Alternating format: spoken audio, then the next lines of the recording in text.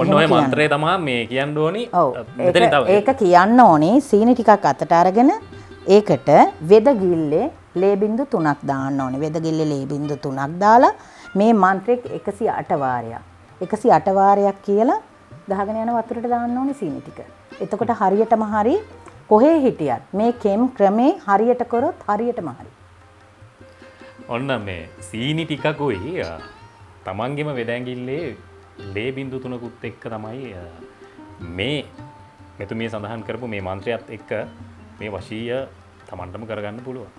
කඩයක් කරන කෙනෙක් කියලා තේ කඩයක් කරන කෙනාගේ ඉඳන් හොඳ බිස්නස්මන්ලා දක්වා හොඳ බිස්නස් කරන අය දක්වා මේ යන්ත්‍රය ගෙනියනවා ආකර්ෂණීය යන්ත්‍ර. ඒක පොදුවේ ඕනිම කෙනෙක්ට ගන්න පුළුවන් විදිහට සකසලා තියෙනවා ආකර්ෂණීය විදියට. අන්සතු කෙනෙක් තව කෙනෙක් එක්ක එකතු වෙන්න ගිහපහම ඒ දේවල් එකතු කරනවා වගේම වෙන් කරන්න පුළුවන් කියලාත් මේ ශාස්ත්‍රය ඇතුළේ මම අහලා තිනවා. ඔබද මේ දේවලුත් කරනවා? ඔව් අනිවාර්යයෙන්ම. දැන් හොඳ නරක කියලා ඇත්තටම මේ තෝරලා බැරලා වැඩ කරන්න බෑ. ගුරුකන් ශාස්ත්‍රය අතින් ඒ ශාස්ත්‍රීය වැඩ කරද්දී මේක කරනවා මේක කරන්නේ නැහැ කියලා බෑ. දින 2 දින 3 වෙද්දී අර යහන දිෂ්ටි වෙන්න අපි මෙතන දේවස්ථානයේ මතුරන්න යන්ත්‍රමාලා ජීවම් කරන්න අර දාලා ගිය කෙනෙක් නම් ඒ කෙනාට ඉන්න බෑ. මෙතන දිෂ්ටි වෙන්න නාම රූප ජම්ම විදියට මතුරන්න අතන ඉන්න බෑ. මතක් වෙනවා කලින් හිටපු විදියට ඉන්න හිතෙනවා යාව හොයාගෙන ඉන්න හිතෙනවා. ওই විදියට තමයි වශී කර්ම ගත්තොත් සිද්ධ වෙන්නේ. මද්ද්‍රව්‍ය තිත්ත කියලා තියෙනවා. මද්ද්‍රව්‍ය තිත්ත බන්ධනේ දවස් 7ක් කරොත් ඒ දරුවා ජීවිතේට මද්ද්‍රව්‍ය දිහා බලන්නේවත් නැහැ.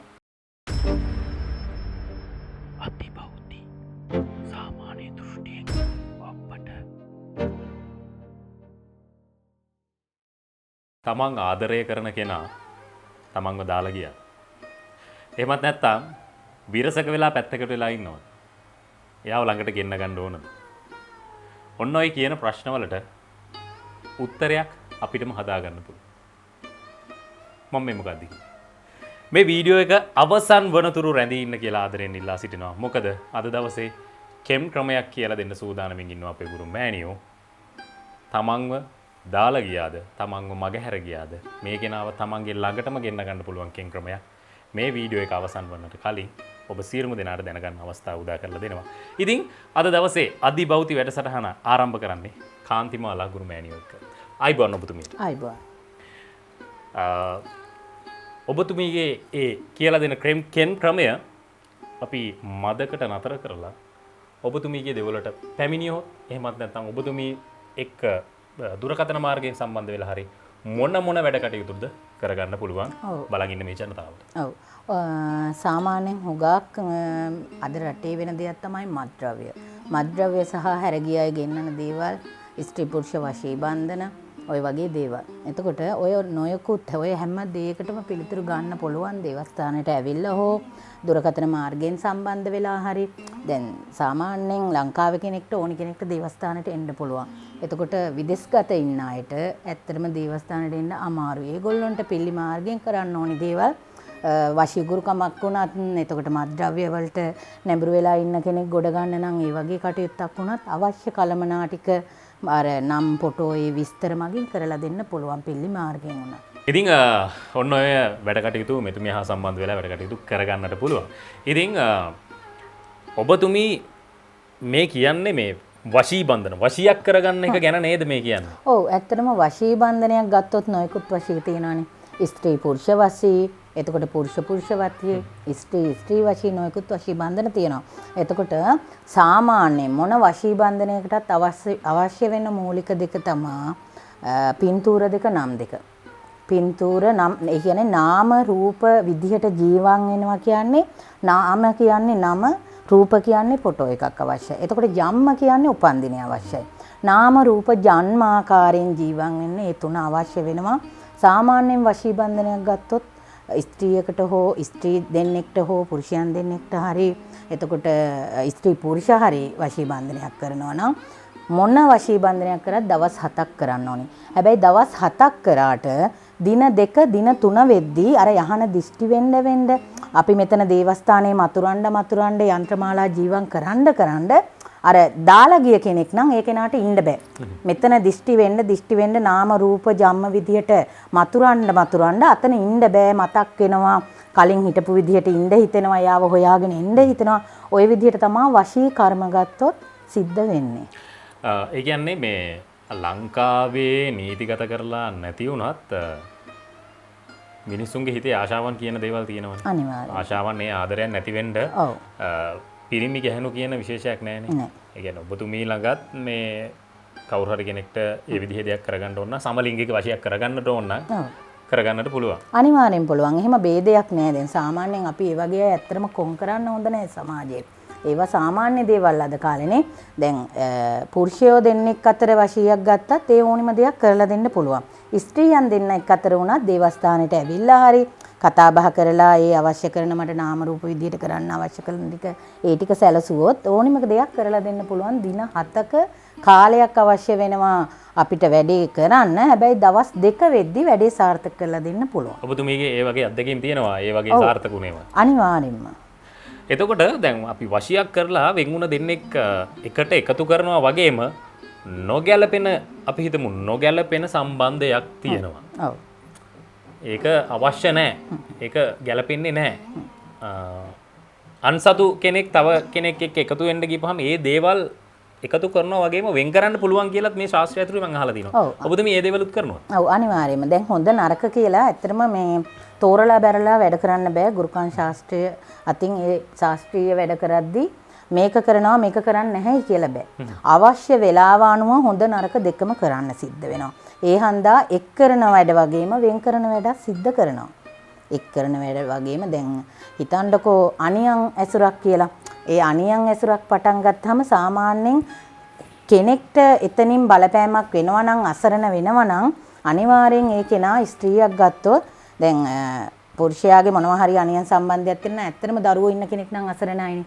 ඒ දරුවන්ගේ ජීවිතේ ගොඩනගා ගන්න මුදල් අතින් අඩුපාඩුකම් වෙනවා. මේ මිනිස්සයා වෙන කෙනෙක් එක්ක ගියාම ඒ වගේ වෙලාවකදී අර අවුරුදු ගාණක් වෙනත් කෙනෙක් එක්ක සම්බන්ධයක් තිබ්බත් අනිවාර්යෙන් ඒක කඩලා ඒ කසාද ගෑනු කෙනාට ඒක එතන කඩලා ස්ත්‍රී පුරුෂ වශීයක් විදිහට අරයට හදලා දෙන්න පුළුවන්. ඒ වගේ වැඩ කටයුතු කරනවා. එක් කරන ඒවා වගේම වෙන් කරන ඒවාත් සිද්ධ කරනවා. ඒ කියන්නේ ගැලපෙනවා නම් මේ දෙන්න අනිවාර්යයෙන්ම එකතු කරලා දෙනවා. නොගැලපෙනවා නම් ඒකෙන් කෙනෙක්ට වැඩක් අසෙතක් වෙනවා නම් වෙන් කරලා දෙනවා. වෙන් කරලා දෙනවා. හැබැයි මේ ඔබතුමීට පුළුවන්ද දැන් මේ ලංකාව ඇතුලේ ඉන්න කෙනෙක්ට මම හිතමු පිට රට ඉන්න කෙනෙක්ව වශී කරගන්න ඕන. ඒ කියන්නේ එයාත් ලංකාවෙක් කෙනෙමයි නමුත් රට ගිහින් ඉන්නේ. එයාව වශී කරගන්න ඕන. දැන් එයාට මොන හරි කණ්ඩ දෙන්නවත් එහෙම දෙයක් කිසිම දෙයක් කරන්න බෑ. ඔව්. නමුත් එහෙම දෙයක් එකතු කරන්න පුළුවන්ද ඔබ? ඔව් ඒකයි මම අර මුලින්ම වැඩසටහන පටන් ගද්දිම කිව්වේ සාමාන්‍යයෙන් ලංකාවේ කෙනෙක්ට එන්න පුළුවන් විදේශගත කෙනෙක්ට එන්න බෑ. ඒ එන්න බැරි අයට නාම රූප ජම්මාකාරයෙන් වැඩ කටයුත්තක් කරනවා නම් වශී ගුරුකමක් හැටියට එයාලගේ අවශ්‍ය දේවල් මට අර නම් දෙක ෆොටෝ දෙක දෙන්නෙක්ගේ ලැබෙනවා නම් පිල්ලි මාර්ගයෙන් වැඩ කටයුතු කරලා දෙන්න පුළුවන්. දේවස්ථානෙට ආව නැහැ කියලා ප්‍රශ්නයක් නැහැ. ලංකාවේ අයට අනිවාර්යෙන් දේවාලට එන්න පුළුවන්. විදේශගත අයට එන්න බෑනේ. ඒ එන්න බැරි හින්දා එයාලට පිල්ලි මාර්ගයෙන් වැඩ කටයුතු කරනවා. ඒ විදේශගත වෙලා ඉන්න කෙනෙක්ගේ පවුලේ කෙනෙක් හරියට එහෙම එන්න ඕනි කියලා ඔව් සම්බන්ධ කරගන්න පුළුවන් අනිවාර්යෙන්. ඒ නැතත් කරන්න පුළුවන්. පුළුවන්.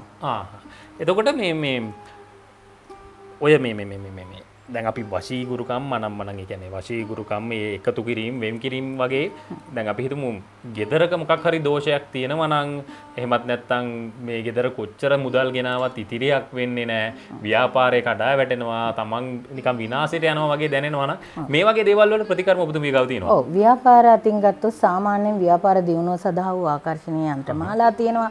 ආකර්ෂණීය බන්ධන ආකර්ෂණීය යන්ත්‍ර විදිහට හදලා තියෙනවා. ඕනනම් ආකර්ෂණීය බන්ධනයක් විදිහට කරගන්න පුළුවන් ඕමනා නම් සාමාන්‍යයෙන් හිතමුකෝ අපි උදාහරණයක් විදිහට තේ කඩයක් කරන කෙනෙක් කියලා. තේ කඩයක් කරන කෙනාගේ ඉඳන් හොඳ බිස්නස්මන්ලා දක්වා හොඳ බිස්නස් කරන අය දක්වා මේ යන්ත්‍රය ගෙනියනවා ආකර්ෂණීය යන්ත්‍ර. ඒක පොදුවේ ඕනිම කෙනෙක්ට ගන්න පුළුවන් විදිහට සකසලා තියෙනවා ආකර්ෂණීය විදිහට. එතකොට ව්‍යාපාර දියුණුවට ওই ආකර්ෂණීය යන්ත්‍රය කියන එක බොහොම බලගත් විදිහට හදලා තියෙනවා.